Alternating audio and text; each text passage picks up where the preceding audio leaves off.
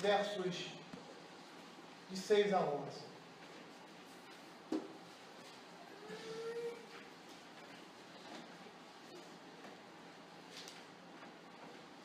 Diz assim a palavra de Deus: visto, portanto, que resta entrarem alguns dele, e que por causa da desobediência não entraram aqueles aos quais anteriormente foram anunciadas as boas novas, de novo determina certo dia, hoje, falando por Davi, muito tempo depois, segundo antes fora declarado: hoje, se ouvires a sua voz, não endureçais o vosso coração.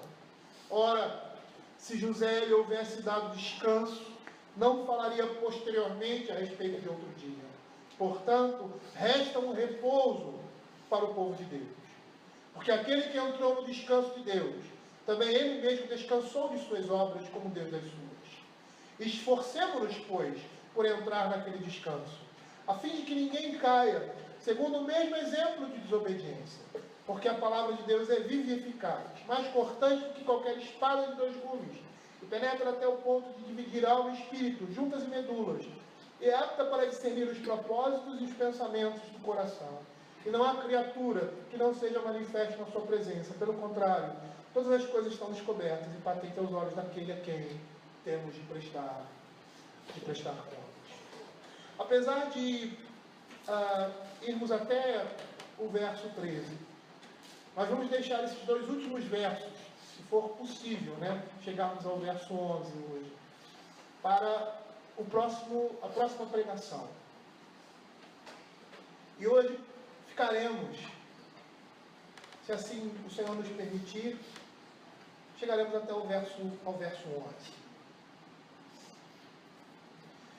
Nós vemos nesses versos que a ação de Deus com Israel é paradigmática, ou seja, um modelo para o caminho da igreja.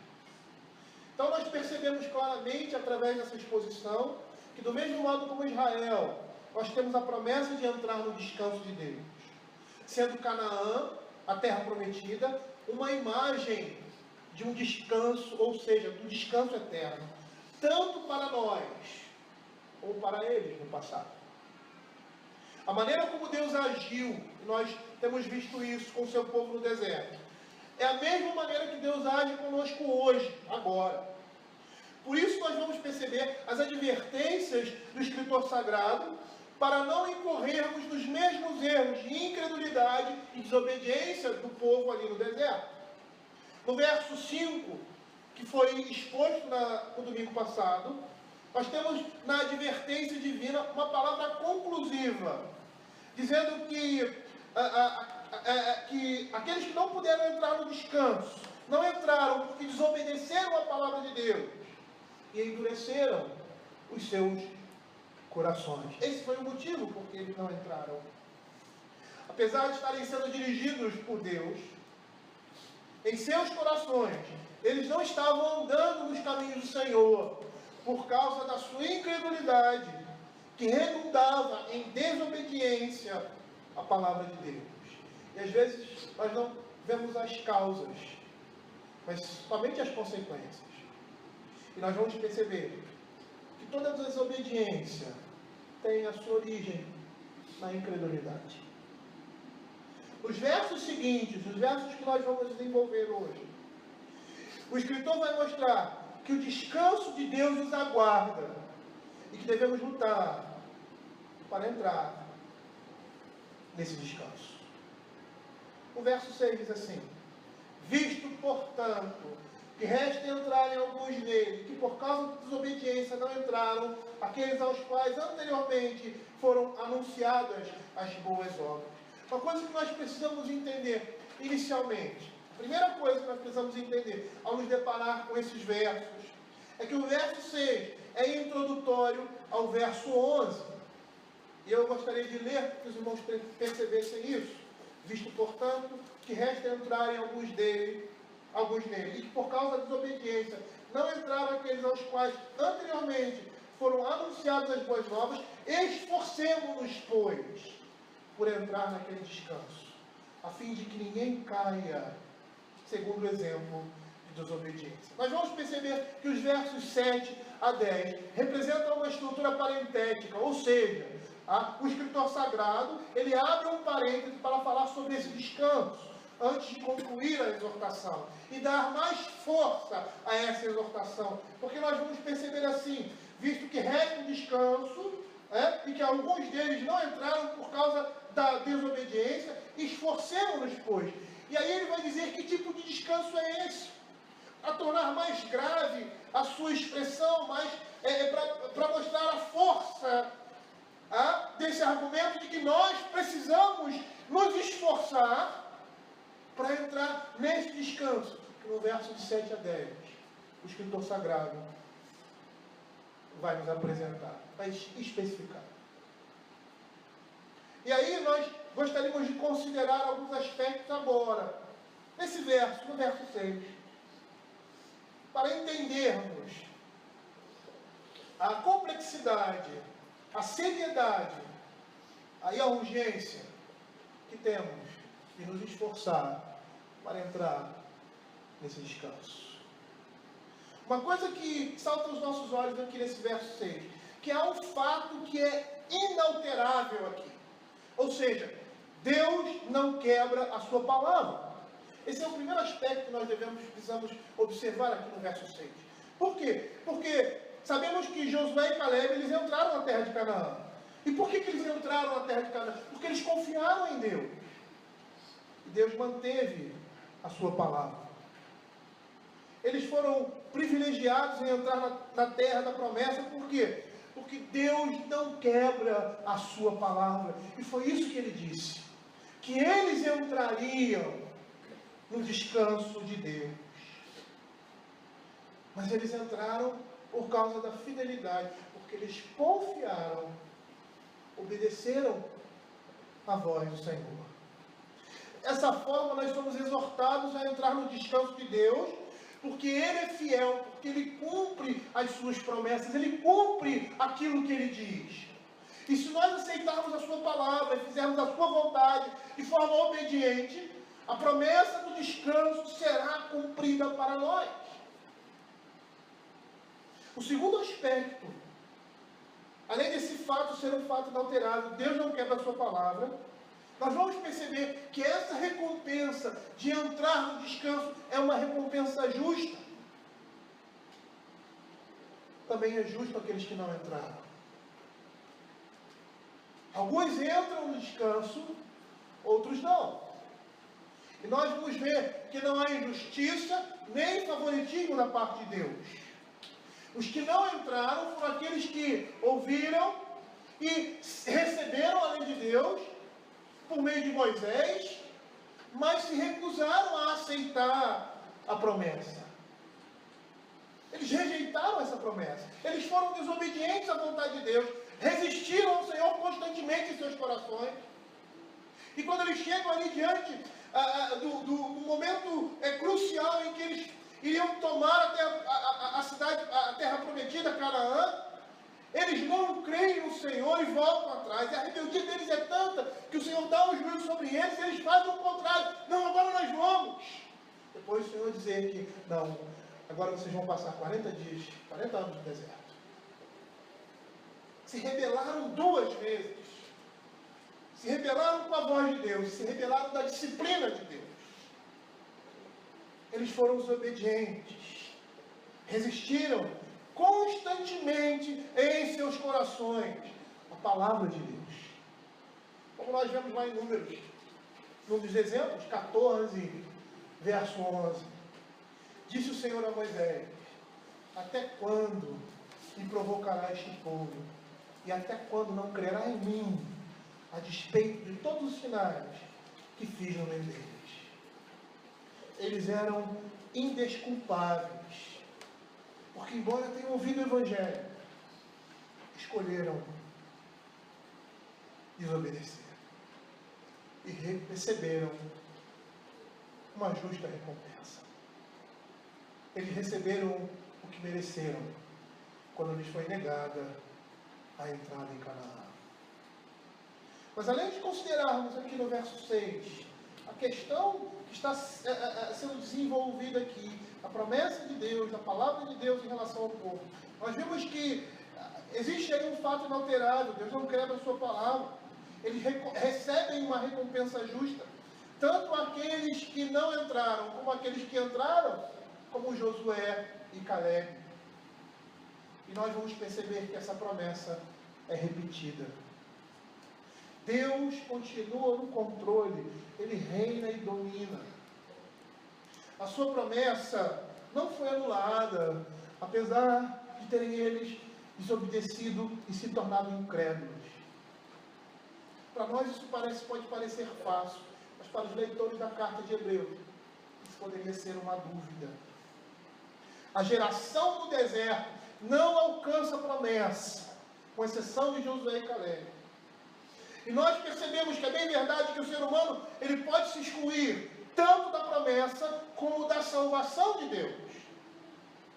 E nesses casos, Deus chama outras pessoas, com as quais Ele vai levar o seu propósito soberano, com as quais Ele leva ao alvo o seu conselho salvador. Isso é bem verdade e muito claro na Escritura, quando o Senhor se volta para os judeus. Abram Mateus capítulo 22, versos de 1 a 14, parábola das bodas.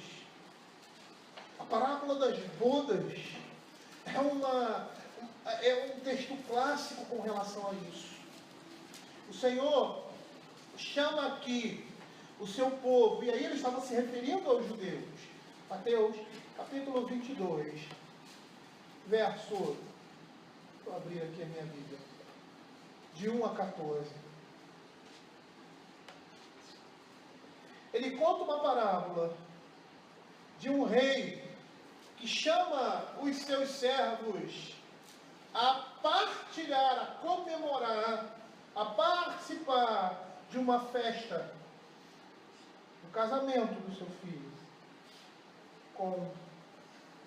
para o seu povo, para os seus servos. E eles rejeitam isso.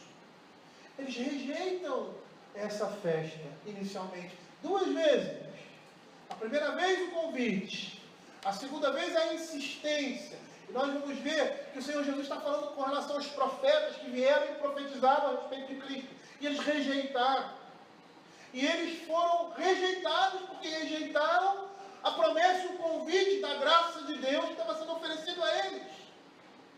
E aí o que acontece? Ele manda que aquela cidade seja destruída, e aqueles homens sejam destruídos, e chamam outras pessoas, ele convida outras. Ou seja, o plano de Deus não fica pelo meio do caminho. Não é por causa da minha incredulidade, não é por causa do meu pecado, que o plano de Deus não vai a contento, que não tenha o seu propósito e o seu fim. Porque o Senhor chama outras pessoas para colocar no nosso lugar, quando nós rejeitamos a sua palavra. E é interessante porque aí a parábola diz que aquele senhor enche a sua casa com outras pessoas, ele começa a chamar na rua os mendigos e todas as pessoas, os transeuntes, as pessoas que estavam passando, e aquelas pessoas vêm para participarem da festa, e no meio daquelas pessoas existia uma pessoa que estava com uma veste inapropriada. Ela não estava preparada para as bodas do filho. E aquele homem é lançado fora. E ali diz que haveria choro e ranger de dentes. E por mais que essa parábola tenha aplicações centralizadas principalmente na rejeição dos judeus ao evangelho que estava sendo trazido por meio de Cristo, nós vamos perceber nessa parábola que Deus não pode tolerar obstinação, desacato e recusa. E não é por causa do povo ter recusado, ter rejeitado a promessa, que a promessa não se concretizaria. O Senhor levanta outros e chama outros. E essa promessa ainda continua hoje para o povo de Deus, pela graça de Deus. Às vezes nós olhamos textos como esse, e nós não conseguimos conciliar a responsabilidade do homem com a soberania de Deus, com a eleição de Deus. E se nós pegarmos, por exemplo, Atos capítulo 13, versos 44 e 48, o apóstolo Paulo ali chega naquela cidade e começa a pregar o Evangelho. E uma coisa parece que interessante inicialmente, as pessoas afluíam para ouvir aquilo que o apóstolo Paulo estava dizendo. Atos capítulo 13, versos 44 a 48.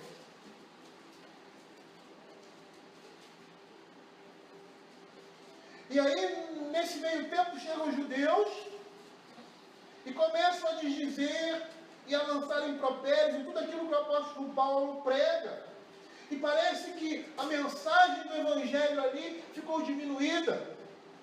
Poucas pessoas ouviram. A grande massa ali dos judeus rejeitou, juntamente com muitos gentios, rejeitaram a palavra que estava sendo pregada. E no verso 48 nós temos uma expressão muito interessante, quando ele diz assim: os gentios ouvindo isso, regozijavam-se e glorificavam a palavra do Senhor, e creram em todos os que haviam sido destinados para a vida eterna. Parece que houve um pequeno grupo convertido ali.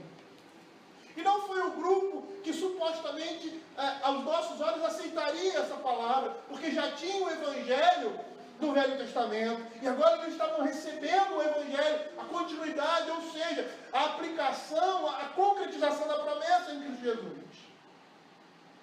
Parece que as coisas não deram muito certo. Mas não é assim na realidade. Deus continua no domínio, no controle do coração dos homens. E essas coisas estão escritas da maneira como estão escritas, para que percebamos que é somente pela graça de Deus que somos o que somos, salvos e avançamos para o reino eterno. Esse texto de Hebreus não tem a intenção de falar sobre eleição divina, mas por mais que isto esteja aqui também, não de forma expressa, clara, nós precisamos entender que os eleitos são aqueles que demonstram em seu coração e vida as marcas da salvação. E que marcas são essas? São essas: obediência, piedade, humildade e arrependimento. E nós vamos perceber que esse texto vai falar da nossa responsabilidade e o perigo que nós corremos de rejeitar a Deus em nossos corações, não obedecendo a sua palavra e não confiando nele. É um perigo que todos nós corremos. E era o perigo que aqueles crentes ali estavam correndo também. Ao exemplo dos seus irmãos judeus, ao exemplo da igreja no Velho Testamento. Mas nós vamos perceber, só quem entrou foi Josué e Caleb, daquela turma. Porque eles demonstraram as marcas da salvação, da sua atitude, do seu comportamento. Ao dizer: não, nós vamos entrar e o Senhor vai nos dar, como disse, essa cidade, vai entregar essa cidade nas nossas mãos. Eles demonstraram isso. Eles demonstraram a sua fé. Eles demonstraram obediência. Eles demonstraram piedade, humildade. E com isso arrependimento. Essas são as marcas dos eleitos de Deus. Essas são as marcas daqueles que recebem e entram no descanso eterno. Eu nessas pregações, eu acho que no último domingo, eu citei o livro de Paulo Andrade, As Antigas Doutrinas da Graça, quando ele diz que nós nunca devemos dizer que somos santos antes de sermos salvos, antes de sermos santos. Por mais que a relação seja inversa, né? A salvação vem antes da santidade, mas a santidade é a demonstração da salvação nas nossas vidas. É dessa forma que demonstramos que somos verdadeiros crentes. E essa marca de santidade, ela pode ser resumida pela obediência à palavra de Deus. Nós vamos perceber que os crentes demonstram com suas vidas e com seus corações que são convertidos ao Senhor. Da mesma forma que eles demonstraram com as suas vidas que os seus corações não foram convertidos ao Senhor. Por isso, eles caíram no deserto. O verso 7 diz assim: de novo determina certo dia hoje, falando por Davi, muito tempo depois, segundo antes fora declarado. Ou seja, essa promessa ainda é válida. Essa é uma promessa repetida, como nós falamos. Deus novamente estabelece um certo dia e chama esse dia hoje. O dia da aceitação é hoje. Ele torna possível, ou seja, ele torna a sua promessa, melhor dizendo, disponível hoje. Que é a ocasião de se abraçar a oferta graciosa de Deus. O tempo é hoje. Por quê? Pois essa promessa é de validade eterna. É por isso que o profeta Isaías diz assim: buscai o Senhor enquanto se pode achar, invocai-o enquanto está perto. É isso que a palavra de Deus diz. Deixe o perverso o seu caminho e o iníquo os seus pensamentos e converta-se ao Senhor, que se compadecerá dele. Hoje é o momento. Hoje é o momento de entrarmos nesse descanso. E essa palavra, ela atravessa os séculos. A sua mensagem é clara, é firme, é certa, como foi pronunciada a primeira vez lá. E os crentes hebreus, eles deveriam ser lembrados dessa promessa, que eles estavam querendo renegar, abandonar. Porque todas as vezes que rejeitamos essa palavra, com todas as dificuldades que temos nesse mundo, não estamos querendo pagar o preço que o Evangelho nos exige. E às vezes,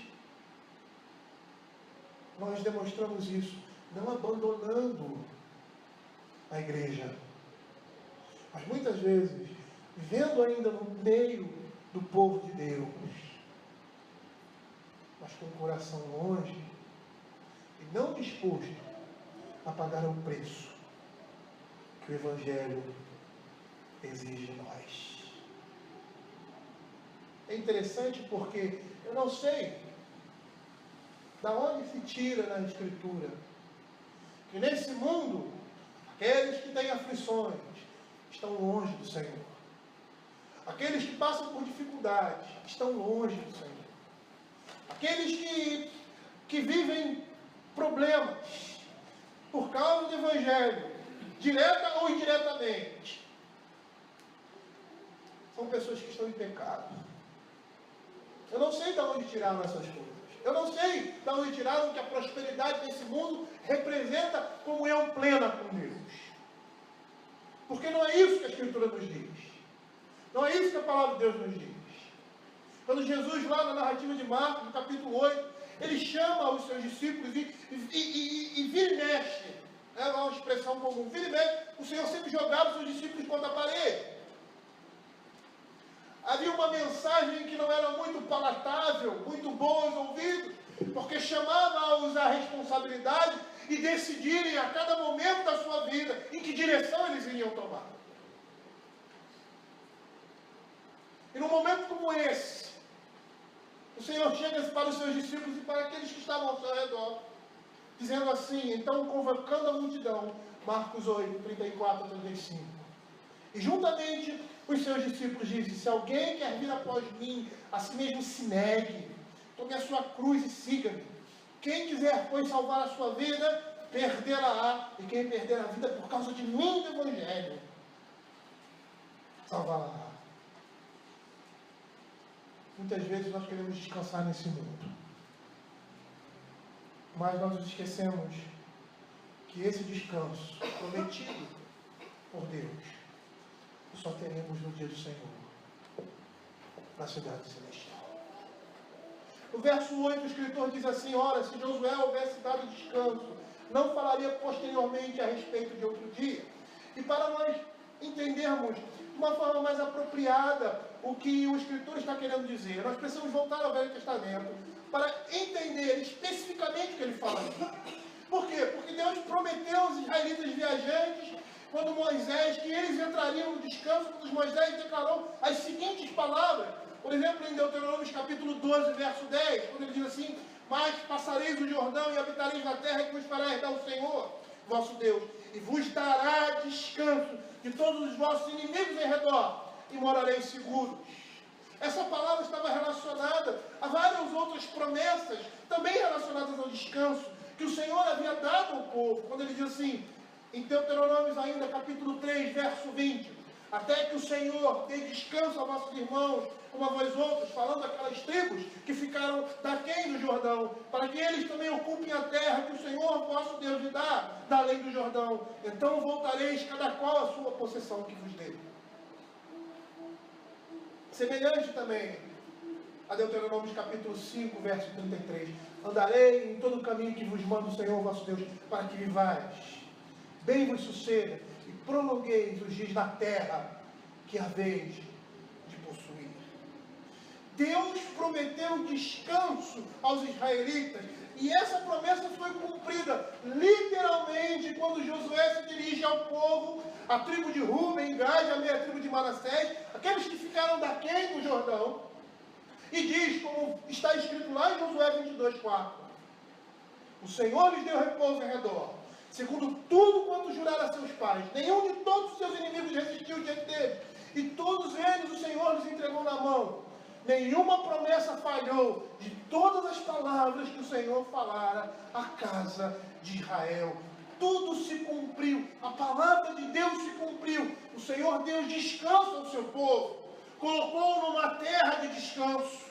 Lá em Josué ainda, 21, 44 e 45, a palavra de Deus diz assim: tendo o Senhor vosso Deus dado repouso a vossos irmãos, como lhe havia prometido, voltai-vos, pois agora, e ide para as vossas tendas, a terra da vossa possessão que Moisés, servo do Senhor, vos deu da além do Jordão. E no capítulo 23, verso 1, passado muito tempo depois que o Senhor dera repouso a Israel de todos os seus inimigos em redor, e sendo Josué já velho e entrado dias, percebamos, queridos, que essa promessa foi cumprida. Mas ela era apenas uma imagem, tanto para eles, quanto para nós. E uma imagem que diz assim para nós: o Senhor cumpriu o que prometeu. Ele colocou o seu povo em boa terra. O Senhor vai cumprir o que promete, nos colocando em segurança, no descanso eterno. Era apenas uma imagem que o Senhor havia preparado para o seu povo. Porque as promessas de Deus, e é isso que nós precisamos entender, que muitos daqueles que são judaizantes não entendem, elas transcendem a nossa existência, elas transcendem a nossa realidade. O apóstolo Paulo disse, quando fala da ressurreição, se a nossa expectativa e esperança se limita apenas a essa vida, somos mais infelizes de todos os homens. Esse descanso aqui prometido é um descanso espiritual, que será produzido, que é produzido pelo Evangelho, proclamado nas Sagradas Escrituras. É um descanso dos nossos inimigos, de todo pecado e de todo mal. É essa semelhança. Da mesma forma que eles entraram na terra prometida, porque na caminhada obedeceram a Deus e permaneceram firmes na promessa, eles entraram no descanso. E é isso que o escritor de Hebreus está dizendo para nós hoje, vivendo nesse mundo, nesse deserto que nós vivemos. Permaneçam firmes, para que entrem no descanso. Se esforcem.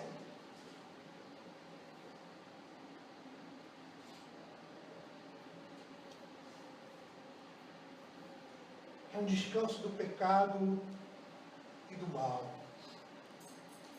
Você já pensou que nesse lugar você não vai ter desejo de pecar? Você não vai ter nenhum pensamento mau. Você não vai ter nenhum desejo pecaminoso. Você não vai ter que lutar contra o seu pecado. E hoje, conversando com uma jovem, falando sobre essa realidade, eu disse, muitas vezes, a gente às vezes tem vontade de morrer por causa do pecado. Para nos vermos livres dessa condição em que nós nos encontramos.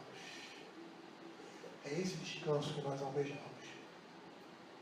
É o descanso do pecado e do mal. Como Zacarias Ursino expressou com a ajuda de Gaspar Oleviano as seguintes palavras: que cada dia, minha vida, eu descanse de meus maus caminhos, que o Senhor opere em mim por meio do seu Espírito, e assim comece já nesta vida o sábado eterno. É por isso que ele diz, resta um repouso para o povo de Deus.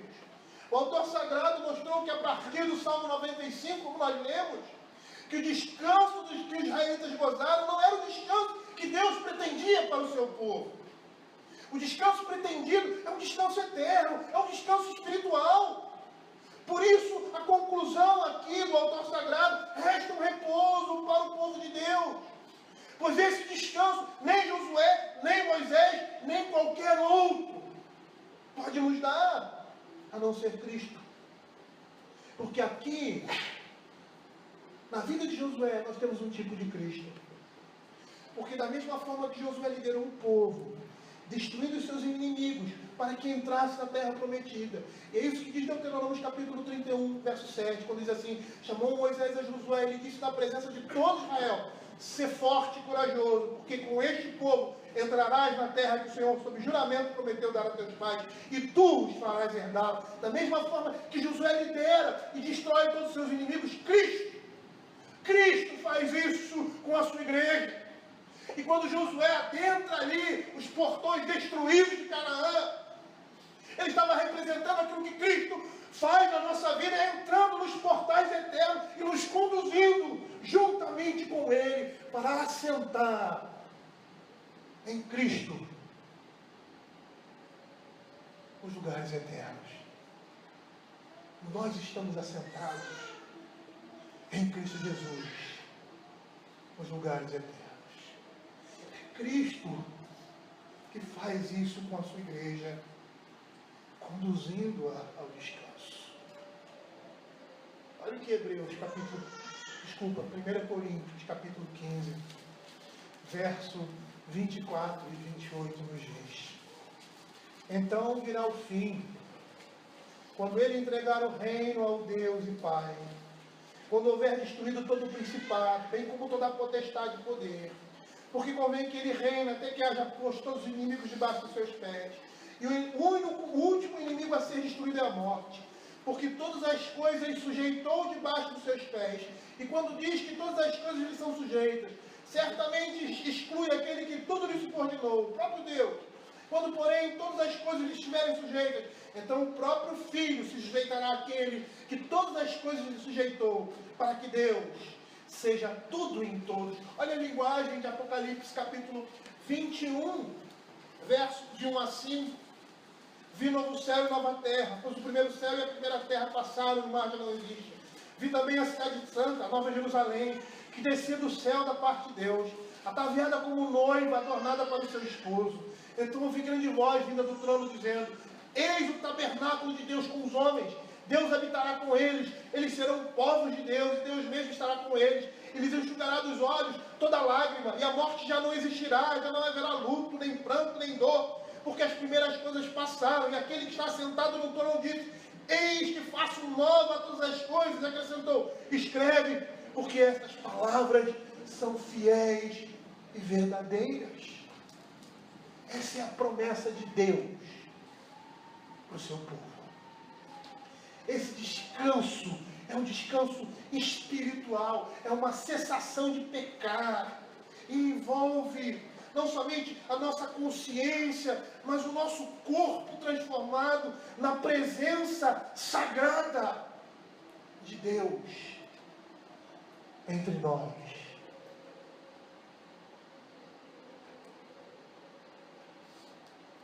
queridos, o dia do Senhor, esse dia agora, hoje, o domingo, é um emblema do descanso eterno. Nesse nosso tempo aqui na Terra, nós celebramos o sábado cristão e compreendemos apenas parcialmente o que esse descanso eterno envolve. O apóstolo Paulo diz que esteve no terceiro céu e não tem palavras, não existem palavras. A ele não foi permitido, e mesmo porque não tinha palavras para dizer tudo aquilo que ele viu e contemplou. É na vida por vir, queridos, que nós iremos descansar. Não é na nossa aposentadoria. Eu brinco muito com meu sogro. Não é na nossa aposentadoria, quando falo sobre isso. Do descanso dele ali, da aposentadoria dele e de outros que estão na mesma situação que ele. Não é esse descanso. Não é esse descanso. É um descanso muito maior. É um descanso eterno. Nós vamos descansar das nossas obras, da nossa luta contra o pecado. Mas agora seremos sempre e sempre vencedores, porque o pecado não vai habitar entre nós. Você já imaginou o que isso representa? Você já imaginou o que significa isso? Você já imaginou o que a Escritura fala a respeito disso? Se nós não ansiarmos e não nos esforçarmos e fizermos tudo o que for possível e impossível para entrar nesse descanso, nós estaremos sendo cegos, tolos, insensatos, por não desejar estar para sempre com o nosso Senhor. É no porvir, queridos, que nós vamos experimentar esse descanso de Deus, pois nós entraremos em um descanso que é eterno, como diz Apocalipse capítulo 14, verso 13. Então ouvi uma voz do céu dizendo: bem-aventurados os mortos que desde agora morrem no Senhor. Sim, diz o Espírito, para que descanse das suas fadigas, pois as suas obras os acompanham. No verso 11, o escritor diz: porque aquele que entrou no descanso de Deus, também ele mesmo descansou das suas obras, como Deus das suas. E nesse verso o autor está nos mostrando que o povo de Deus compartilha desse descanso de Deus. O que ele faz, seu povo também faz. Ou seja, o Senhor luta contra o pecado e vence, descansa, e nós também entramos nessa luta, somos vencedores e iremos descansar. E a palavra de Deus aqui está dizendo que quem quer que entre nesse descanso, faz de uma única vez. E ele entra de modo pleno, quando os seus labores nesse mundo estão terminados. Ele goza do descanso celestial ininterruptamente, do qual a morte, o sofrimento, o choro, a dor, o pecado, eles são completamente tirados. Essas são as promessas do Velho Testamento. Que Isaías, de forma poética, que muita gente não entende, demonstra quando diz que o lobo e o cordeiro andarão juntos, que as armas se tornarão instrumentos de trabalho, porque não haverá mais guerra, porque a paz de Deus, porque em todo o Monte Santo todos conhecerão ao Senhor, do menor até o maior. Queridos, essas promessas são promessas para o mundo vindouro. E não é o estado intermediário em que nós estamos vivendo quando o homem morre e vai para o céu, a sua alma e o seu corpo se dilui aqui na terra. Essas promessas são para aquele último dia, em que as nossas almas se juntarão aos nossos corpos glorificados e viveremos eternamente nesses corpos transformados, eternamente com o Senhor. E nessa ocasião, Deus habitará com os homens, Ele viverá com eles e será o seu Deus, pois eles são o seu povo.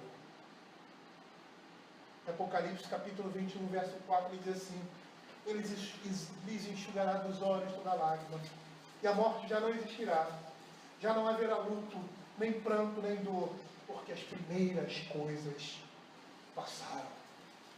E agora entra a exortação. Percebam o que o escritor está querendo mostrar. Lá no verso 6 ele faz uma introdução, visto que resta alguns entrarem no descanso de Deus, e por causa da desobediência não entraram aqueles que ouviram a palavra de Deus. Esforcemos-nos nós, esforcem-se vocês, como ele diz, está dizendo aqui ao povo ali da igreja de Hebreus, por entrar nesse descanso. Que descanso? Esse descanso eterno. Esse descanso onde a dor, o sofrimento, o pecado não mais existirão. Onde a única coisa estará na minha mente, na minha cabeça, será a lei de Deus. Se nós falarmos isso para algumas pessoas, eles vão dizer: que tédio, que coisa chata. E é lamentável um crente não ansiar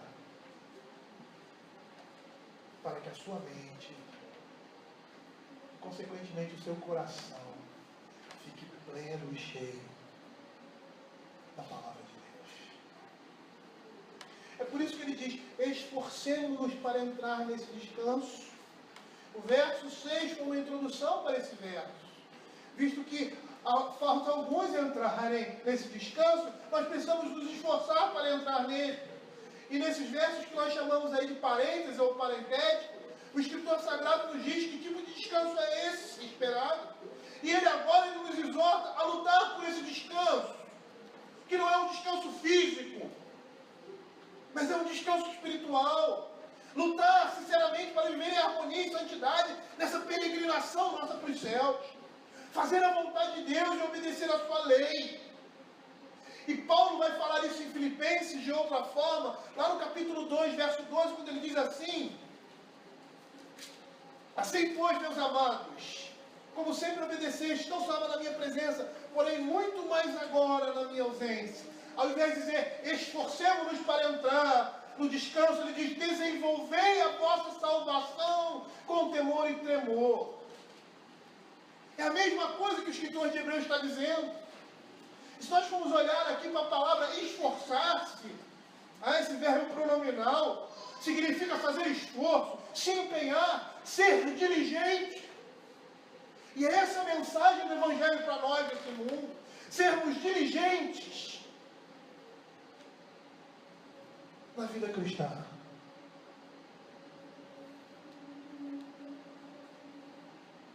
Aí eu poderia resumir uma outra frase da Escritura, que vai falar a mesma coisa que nós pregamos hoje lá de Teresópolis. Mateus, capítulo 11, verso 12. Desde os dias de João Batista até agora, o reino dos céus é tomado por esforço, e os que se esforçam se apoderam dele. Nós somos exortados aqui pelo escritor a lutar pela fé. E lutar pela fé não é discussão teológica, não. Por mais que essas coisas estão relacionadas, é lógico, mas não é uma luta, não é discussão acadêmica pela doutrina, mas é por viver essa doutrina. Somos exortados pelo escritor a lutar pela fé, ou seja, vivermos uma vida de luta contra o pecado, contra o nosso pecado, contra o nosso eu e contra o nosso inimigo. Nos submetendo à lei de Deus e nos esforçando, fazendo todo o esforço, nos empenhando, sendo diligentes a viver por meio dessa lei. E sabe o que isso significa? Significa desenvolver a nossa salvação. Desenvolver a nossa salvação significa lutar por uma santidade de vida. gostaria de reproduzir aqui o que J.C. Ryle fala no livro A Santidade. Ele diz assim: a verdadeira santidade não consiste apenas em crer e em sentir, mas em realizar e suportar. Em uma demonstração prática da graça ativa e passiva, nosso linguajar, nosso temperamento, nossas paixões, inclinações naturais, nossa conduta como pais e filhos, como patrões e empregados, como esposos e esposas, como governantes e cidadãos, nossa maneira de vestir, o uso que fazemos do tempo, nossa conduta dos negócios, nosso comportamento na saúde e na enfermidade, na riqueza e na pobreza, tudo que faz parte daquilo que os escritores, movidos pelo Espírito Santo, abordaram, isso é santidade. Era isso que estava sendo exigido daquelas pessoas ali. Por mais que não estejamos vendo aqui nenhum texto, pelo menos inicialmente, como o texto do apóstolo Paulo aos Efésios, falando da vida prática, mas é isso que está embutido aqui. Porque no momento em que se abandona o Evangelho para ir para qualquer outro caminho, esteja esse dentro da igreja ou não, nós estamos abandonando a fé.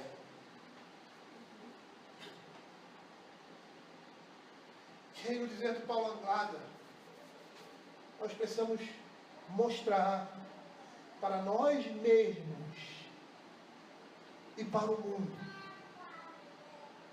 que nós somos santos. Somos povo de Deus, nação santa, chamados para proclamar as virtudes de Deus. Por isso o escritor de Hebreus ele vai dizer lá na frente: ora, na vossa luta contra o pecado, não tens ainda resistido até o sangue. Essa avidez pela obediência e conformação à palavra de Deus deve ser a marca de cada crente e a senha da igreja. Devemos demonstrar, queridos, uma segurança interior na obediência à palavra de Deus. Por quê? A fim de que ninguém caia. Esse é o objetivo. É o exemplo deles que caíram ali no deserto e pereceram. Precisamos nos esforçar para que não caiamos na mesma situação que eles. E esse é um lembrete da jornada de Israel no deserto muito claro, onde muitos morreram, ou seja, todos morreram, com exceção de 2, antes de chegar na Terra Prometida. E quem são esses que morreram? Aqueles que não creram. E parece que a matemática ali é a matemática do reino de Deus. É um número pequeno. Mas esse número pequeno é uma multidão que não se pode contar, semelhante às estrelas do céu. Ele diz aqui que eles caíram, a fim de que ninguém caia. É interessante o uso que ele dá a essa palavra aqui. Aqui não significa cair pura e simplesmente, ou seja, morrer. Mas essa expressão deve ser tomada de um sentido mais abrangente, significando uma queda espiritual e assim uma situação em que eles estão completamente arruinados. Aqueles que caíram no deserto perderam a sua salvação e mereceram a destruição porque nunca tiveram. Porque demonstraram isso com as suas vidas. E o escritor vê claramente a possibilidade de perigo da história se repetir ali no meio do povo, ali aos hebreus, por meio da incredulidade e, consequentemente, da desobediência. Foi isso que aconteceu. Eles não confiaram no Senhor, não creram na sua palavra, não obedeceram de coração, murmuraram, agiram em rebeldia. E às vezes nós não conseguimos traduzir isso. Nós olhamos lá para o passado e dizemos assim: não, mas isso não acontece conosco.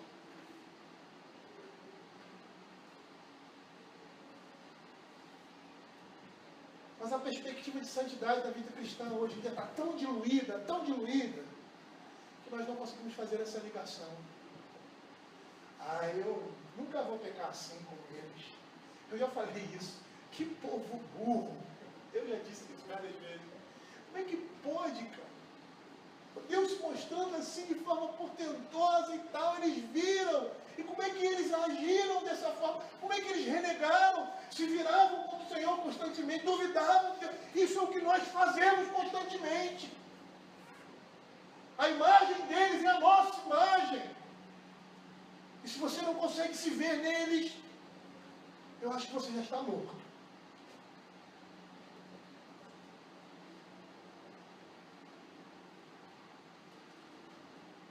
Não é que você não tenha salvação. Acho que na luta contra o pecado, você já está morto. Como um soldado no meio da batalha.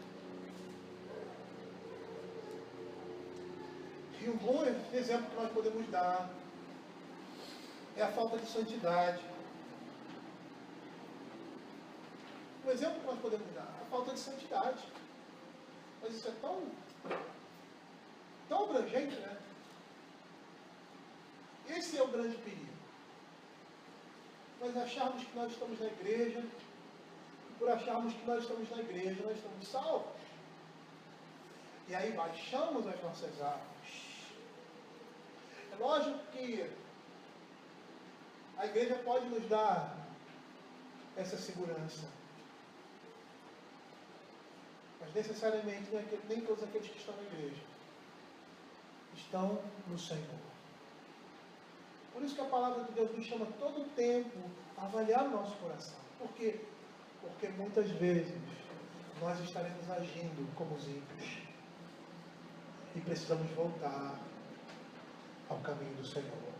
Porque o caminho da impiedade leva à destruição. Mas um bom exemplo disso, como eu disse, é a falta de santidade.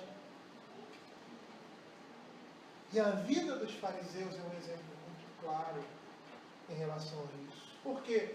Porque lá no deserto, nós já olhamos para isso é coisa de ímpio, né? Eram os crentes que estavam fazendo o que estavam fazendo. Olhe para o povo de Deus do Velho Testamento. Eram os crentes. A palavra é dirigida para os crentes. As advertências são dirigidas para o crente, para a igreja de Cristo. O alvo da mensagem do Evangelho é para mim e para você.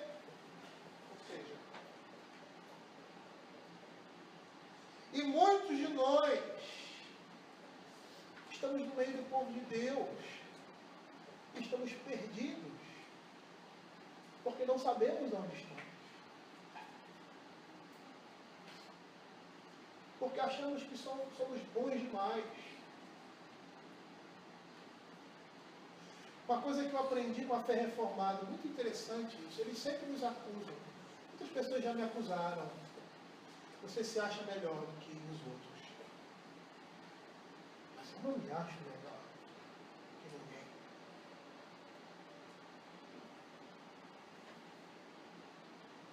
Isso é interessante quando nós abraçamos a fé bíblica, a fé reformada. Ela diz para nós que nós somos pecadores, que nós somos miseráveis. A teologia pentecostal diz o contrário. E qualquer outra teologia diz o contrário. Até mesmo a mensagem evangelística vai nos dizer o contrário. Mas a palavra de Deus vai dizer que nós somos alvos da graça de Deus. Somos povo de Deus. Nação santa. Povo de propriedade exclusiva. Nós somos miseráveis. Somos miseráveis. O que nos torna a menina dos olhos de Deus é o próprio Deus, a pessoa de Cristo. Os fariseus, por exemplo, supostamente crentes, fiéis à lei no que tange ao externo, mas os seus corações estavam longe do Senhor. E é interessante como o Senhor resume de forma precisa fariseu dos seus tempos. A gente não para, às vezes, para analisar essas palavras. E é tão interessante. A pessoa que olha e não se vê, muitas vezes nessa situação, não que sejamos assim, não. Nós não somos assim. Nós não somos assim não por nós, mas pela graça de Deus em nós. Mas quantas vezes agimos como eles agem, como eles agiram? E a palavra do Senhor é tão precisa com relação a isso, como lá em Mateus capítulo 23 ele diz assim: ai de vós, escribas e fariseus, porque tais o dízimo da hortelã, do endro e do cominho, tendes negligenciado os preceitos mais importantes da lei, a justiça, a misericórdia e a fé. E ele diz assim: vocês, do que vocês estão fazendo, vocês estão certos. Mas acrescentem a isso a misericórdia, a justiça e a fé. Devias, porém, fazer essas coisas sem omitir aquelas. Apesar de não ver qualquer indicação anterior aos leitores aqui de Hebreus da culpa semelhante à dos israelitas no deserto da desobediência, ele percebe claramente que há um perigo sempre na vida do servo de Deus de cair no pecado, seja esse perigo iminente, ou seja, está próximo a acontecer ou não. O perigo que eles correm, tanto eles como nós, de abandonar a fé. O perigo que aqueles crentes ali corriam de abandonar a fé seria uma manifestação também, como nós vamos ler lá em Hebreus capítulo 6, do abandono de muitos que apostataram, abandonaram a fé, que seria uma atitude de incredulidade e, consequentemente, desobediência, porque não permaneceram firmes diante das múltiplas perseguições e dificuldades desse mundo. Se nós entendermos que os hebreus estavam considerando seriamente desistir de seu compromisso com o Evangelho de Cristo para voltar ao judaísmo praticado anteriormente, nós vamos entender claramente porque essa mensagem está aqui. Porque se eles não continuassem na fé, perseverando até o fim, demonstrariam não estar em Cristo. Estariam dizendo a mesma coisa que Israel disse: era melhor ficarmos escravizados no Egito do que morrer de fome nesse deserto. É por isso que ele diz: esforcemos-nos para não cairmos no mesmo erro, ou seja, no mesmo exemplo de desobediência. Às vezes nós olhamos essa palavra e achamos que estamos distantes dela, mas nós não estamos distantes, tá? Nós estamos muito próximos, porque quando nós somos patrões cruéis, empregados desonestos, maridos sem compaixão, mulheres obstinadas, sem submissão, homens que têm a boca que só falam besteira, mentirosos, iracundos, quando nós vivemos isso, nós estamos na mesma condição. Nós estamos mostrando o pecado no nosso coração e precisamos nos esforçar para entrar no reino de Deus. E no outro texto, o apóstolo vai dizer mais adiante: corramos com perseverança, arranquem essas coisas de si, aquilo que é pesado e aquilo que é pecaminoso, ou seja, aquilo que pode atrasar a sua caminhada, mas que necessariamente não é pecado, mas que pode se tornar e o pecado. Desembaraçando-nos de todo o peso e do pecado que tenazmente nos assedia, corramos com perseverança. É porque muitas vezes nós não conseguimos ligar isso. Nós precisamos fazer essa ligação. Incredulidade, em rebeldia, murmurando, não aceitando aquilo que Deus estava fazendo na vida deles, conduzindo eles por aquele caminho difícil. E a Escritura é bem clara: eu te humilhei, eu te fiz ter fome, para que você soubesse, para que você conhecesse a Deus, e para te fazer bem. O Senhor está fazendo bem a nós.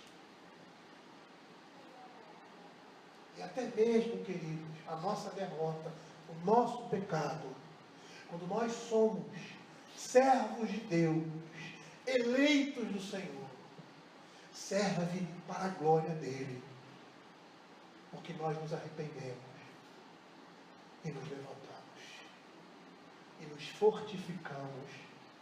O Senhor nos fortifica a partir daquele pecado. Não há como perder. Não há perda para nós. Não há derrota para nós. Não há como não descansarmos. Não há como não adentrarmos o reino de Deus. Por mais que a Escritura esteja nos dizendo que os vigorosos é que entram no reino de Deus, são aqueles que se esforçam, são aqueles que são diligentes, nós seremos assim. Não porque temos força em nós, mas porque o Espírito de Deus está em nós. E é nele que nós devemos buscar forças. Jeremias Puro vai dizer que quando estivermos enfrentando um pecado, quando o mau pensamento vem, quando a tentação vem, a nossa tendência muitas vezes é nos livrar pelas nossas próprias forças. E sabe o que ele diz? Ore naquele momento e recorra àquele que pode livrar você da tentação e de cair no pecado. Eu muitas vezes fiz assim. Muitas vezes quis tirar aqueles maus pensamentos, aqueles desejos do meu coração, através de técnicas religiosas. Às vezes nós nos esquecemos de simplesmente fechar os nossos olhos e Senhor nos livra, nos dá força, nos livra de cairmos nesse pecado, nos prepararmos para enfrentar. E a partir disso, queridos, os pais deveriam ensinar seus filhos sobre as consequências da rebeldia a caminho de Canaã, o sofrimento que eles tiveram por causa da desobediência. E assim deveriam exortá-los a não seguirem o mesmo exemplo. Eles tiveram uma lição prática de como não viver na presença de Deus. Lá no Salmo 78, versos 5 e 8, a palavra de Deus diz assim: ele estabeleceu um testemunho em Jacó, instituiu uma lei em Israel e ordenou a nossos pais que os transmitissem a seus filhos, a fim de que a nova geração os conhecesse. Filhos que ainda hão de nascer, se levantassem, por sua vez os referissem aos seus descendentes, para que pusessem em Deus a sua confiança e não se esquecessem dos feitos de Deus, mas lhe observassem os mandamentos, e que não fossem como seus pais, geração obstinada e rebelde, geração de coração inconstante, e cujo espírito não foi fiel a Deus. Eles não deveriam seguir o exemplo de Israel no deserto. Eles não deveriam seguir o exemplo de seus pais. Como é triste. Como é triste alguém ter que dizer para nós, a palavra de Deus, não siga o exemplo de seus pais. Eles não deveriam seguir o exemplo dos seus pais no deserto, pois se assim eles fizessem, estariam sendo exemplos negativos para outros irmãos. Queridos, a incredulidade leva à desobediência. Há uma desobediência voluntária que resulta na incapacidade de se arrepender. É o que nós vimos aqui no povo de Deus. E sabe qual é o desfecho disso? A condenação eterna. Queridos, eu gostaria de terminar em parte, porque nós vamos dar prosseguimento dos versos precedentes. Que apesar de não estarmos sofrendo perseguição física, nós corremos o mesmo perigo dos nossos irmãos, de abandonar a fé. Nós corremos esse perigo. perigo de sermos incrédulos, perigo de sermos desobedientes, até o perigo de sofrermos as consequências eternas disso. Muitas vezes, nós estamos como eles ali, no meio do povo de Deus, mas nossos corações estão distantes do Senhor. E é interessante porque... Sabe por que a palavra de Deus nos avisa isso? Isso que é, vamos dizer assim, mágico. É para não ter outra palavra para dizer. Não tem nada de mágico na Bíblia, não. Mas isso que é exuberante na Escritura. Sabe por que a Escritura diz isso? Porque quem tem ouvidos para ouvir, vai ouvir. Porque todos nós podemos andar nesses caminhos. Podemos estar andando nesses caminhos. Quando a palavra de Deus é trazida, nós somos despertados desse sono letal e nos voltamos para o Senhor e continuamos a nossa caminhada. É para você que essa palavra está sendo dita, é para mim. Sabe por quê? Porque nós temos ouvidos para ouvir. É isso que o texto de Apocalipse diz todo o tempo. Aqueles que têm ouvidos para ouvir, ouçam.